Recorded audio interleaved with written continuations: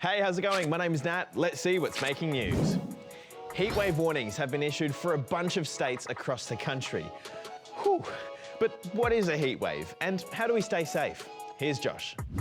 Depending on where you live, you've probably noticed it's been pretty hot at the moment. Yep, various states around Australia have been issued with heatwave warnings this week. Some towns in WA are even expected to hit 47 degrees on the weekend.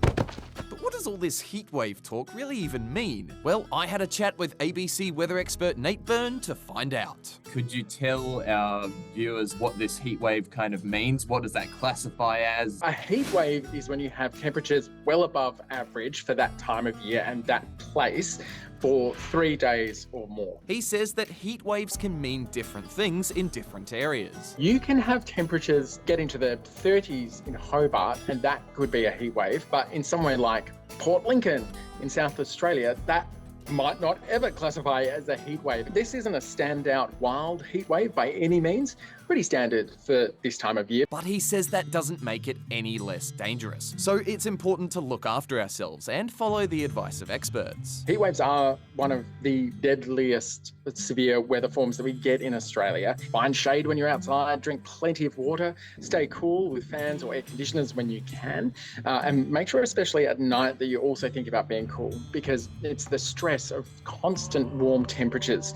that really cause the health problems. Elon Musk reckons there'll be a new Twitter boss by the end of the year. He's been the CEO since he bought the company last year, but in December he ran a poll on the platform asking users if they thought someone else should run the company and swore to abide by the result. Well, the answer was a yes, and for the first time Elon's given us a clue about when someone new might take the reins. I'm guessing probably towards the end of this year would be good timing to find someone else to run the company, because I think it should be in a stable position around, at the end of this year. If you watched any of the Australian Open this summer, you might have spotted some ball kids, and this year 2 of them were from the NT. Here's Justina.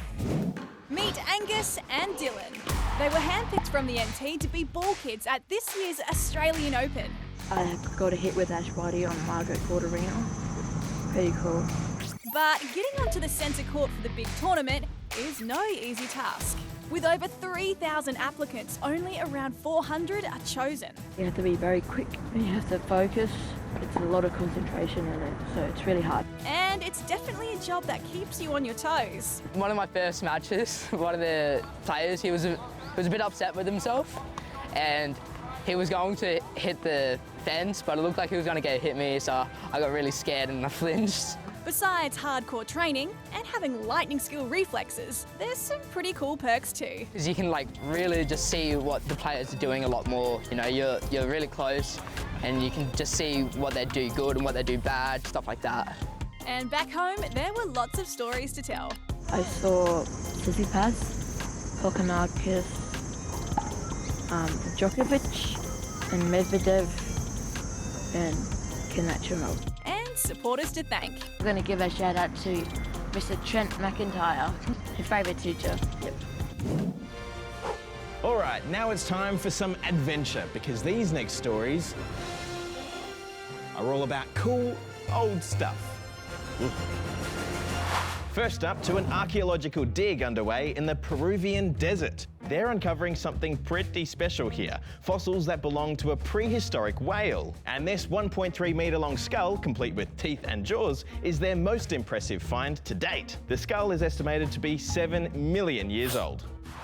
Now to a very, very old book. It's 1,000 years old and is the oldest, most complete Hebrew Bible known to exist. It's now on display for the first time in 40 years and is doing a tour of London, then Tel Aviv, before crossing over to the US where it'll go up for auction, where some reckon it could fetch around $70 million.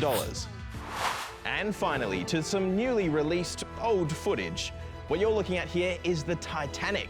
And this video is from a 1986 deep sea mission where some of the first pictures of the wreck were captured.